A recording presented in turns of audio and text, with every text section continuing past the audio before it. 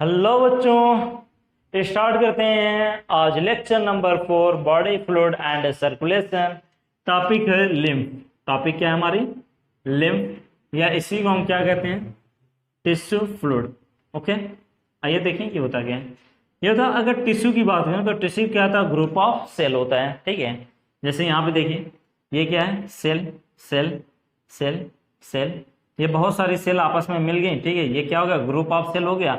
और ये group of cell को हम क्या कहते हैं? टिश्यू कहते हैं। ठीक है, अब होता क्या है कि जब ब्लड सप्लाई किया जाता है तो ब्लड क्या होता है? ब्लड क्या होता है? ये हमारा हार्ट हो गया। ठीक है, हार्ट ये ब्लड कहाँ है? हार्ट में है। हार्ट के तुम्हारे लेफ्ट वेंट्रिकल से ब्लड निकलेगा, कहाँ पे आएगा? तुम्हारे एओर्टा में आता है। एओर्टा, एओर्टा से कहाँ पे आता है? ये आर्टरी में आता है। यानी जो एओर्टा होता है ये थोड़ा सा पतली पाइप में टूट जाएगा, जिसे हम क्या बोलने लगेंगे? आर्टरी बोलेंगे। ठीक है, फिर आर्टरी टूटेगी तो क्या बनेगा तुम्हारा? आर्टियोल्स बोलेंगे। उसके बाद क्या होगी? तुम्हारी कैपिलरी होगी। यानी कैपिलरी क्या होती है? एकदम पतली वाली जो पाइप है वो क्या है? कैपिलरी है। और कैपिलरी जो होती है वो कहाँ पे एंटर कर जाती है? टिश्यू के अंदर एंटर कर जाती है। ठीक है, तो ये हमारा क्या है? टिश्यू है। ये हमारा क्या हो गया? टिश्यू हो गया। टिश्यू क्या है? ग्रुप ऑफ सेल से मिलकर बना हुआ है। तो इसके अंदर ये हमारी क्या होगी? कैपिलरी आ गई। ठीक है, ये इसके अंदर हमारी क्या आ गई? कैपिलरी आ गई, पतली वाली पाइप आ गई है। अब कह रहा होता क्या है? इसी कैपिलरी के अंदर हमारा क्या होगा? ब्लड होगा। इसी कैपिलरी के अंदर क्या होगा? ब्लड होगा। इस कैपिलरी को बाहर निकाल लेते हैं। ठीक है, ये क्या है? हमारी कैपिलरी है। ठीक है, इस कैपिलरी के अंदर हमारा क्या है? ब्लड है। हमें पता है कि जो ब्लड होता है ये किससे मिलकर बना होता है? प्लाज्मा और फाउंड एलिमेंट से मिलकर बना है। और प्लाज्मा के अंदर क्या होता है? 90 से 92% वाटर होता है। अब ये जो हमारी कैपिलरी होती है, इस कैपिलरी के अंदर बहुत ही माइन्यूट पोर होते हैं। बहुत ही माइन्यूट क्या होते हैं? पोर होते हैं। बहुत ही माइन्यूट माइन्यूट क्या होंगे? तुम्हारे पोर होंगे। तो होगा क्या कि ये इस ब्लड ये जो ब्लड है, ठीक है, इस कैपिलरी के अंदर जो ब्लड है, ब्लड के अंदर क्या? वाटर है। तो वाटर और वाटर के अंदर घुली हुई स्मॉल सब्सटेंसेस, यानी तुम्हारा पानी है और पानी में जो घुली हुई स्मॉल सब्सटेंसेस होंगे वो यहाँ से क्या होंगे? निकल के इस छेद द्वारा निकल के क्या होंगे? बाहर आने लगेंगे। ठीक है, यानी इसके द्वारा निकल के क्या हो रहे हैं? ये बाहर आने लगे। ये क्या हो गया? बाहर आने लगे। जबकि जो हमारे लार्जर प्रोटीन्स होंगे, यानी जो बड़ी बड़ी प्रोटीन होंगे और most of the formed elements होंगे, वो इसी ब्लड वेसल के अंदर ही रह जाएंगे।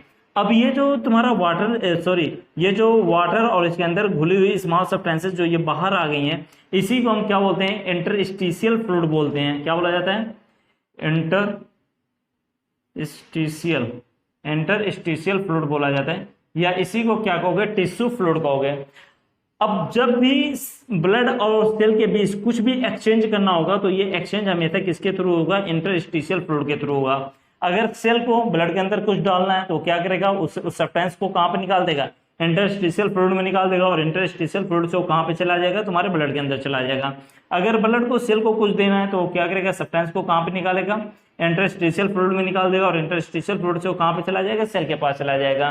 ठीक है, ऐसे समझ लीजिए कि यहाँ पे क्या है? यहाँ पे मैं खड़ा हूँ, यहाँ बीच में क्या है? एक नदी है। ठीक है, एक नदी है और आप उस साइड में है। अगर मुझे आपको कुछ देना है तो मैं क्या करूं? नदी में डाल दूं, और नदी में डाल दूं और पानी बहा के आपकी तरफ लेके चला जाए, आप उसे ले लिए। अगर आपको मुझे कुछ देना है तो आपने क्या किया? उस चीज को नदी में डाला और पानी बहा के उसे मेरी तरफ ले गया, मैंने उसे ले लिया।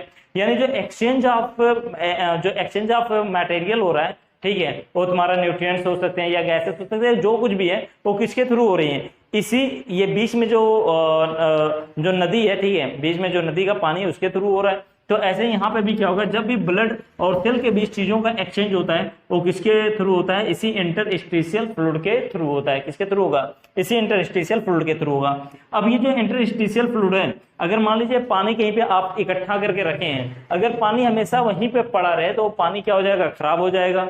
तो इसका मतलब हमें पानी को बार बार क्या करना पड़ता है? नदी में भी आप देख लो, नदी के अंदर पानी हमेशा क्या होता है? बहता रहता है। यानी पुराना वाला पानी गया, नया वाला पानी आ गया। ठीक है, बहाव बना रहता है। तो ऐसे ही यहाँ पे भी हमें क्या करना पड़ेगा? इन्हें हमेशा यहाँ से हमें हमेशा यहाँ से इनको हटा के हटाना पड़ेगा, क्योंकि जब हम इनको यहाँ से हटाएंगे तभी यहाँ पे तुम्हारा नया इंटरस्टिशियल फ्लूइड यहाँ से निकल के बाहर आएगा।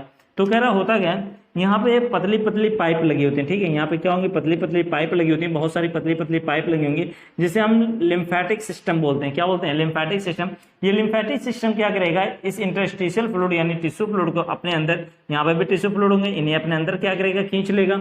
और अपने अंदर जब खींच लेता है, यानी जब लिम्फेटिक सिस्टम के अंदर ये आ जाते हैं तो उसी को हम क्या कहते हैं? लिम्फ कहते हैं। अब ये जो लिम्फेटिक सिस्टम है ये इसे ले जाके कहाँ पे डाल देगा, मेजर वेन यानी जो हमारी मेन वेन होती है उसके अंदर इसको क्या करेगा, डाल देगा।